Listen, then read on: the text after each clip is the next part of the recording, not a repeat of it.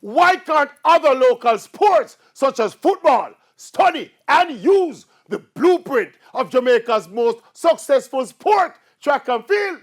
Why is football not adopting the best practices of the MVP, racers, and sprint tech track clubs, etc., in the development of our young players?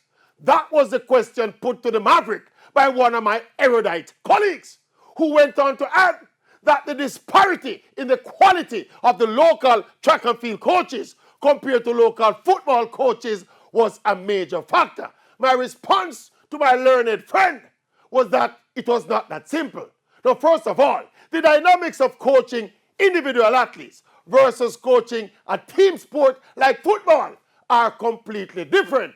When Stephen Francis prepared Shelley and Fraser Price and Elaine Thompson-Hera for the Olympics, there was no dependence on a creative midfielder to make a defense-splitting pass or the overlapping wing back to make a decoy run for Elaine and Shelley to execute them race.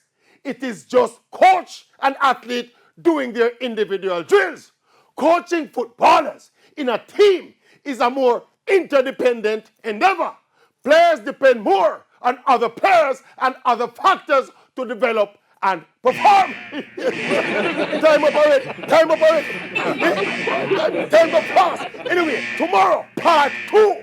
Why the track and field blueprint won't work for football. Tomorrow, part 2. All right, the lead. Tomorrow, part 2.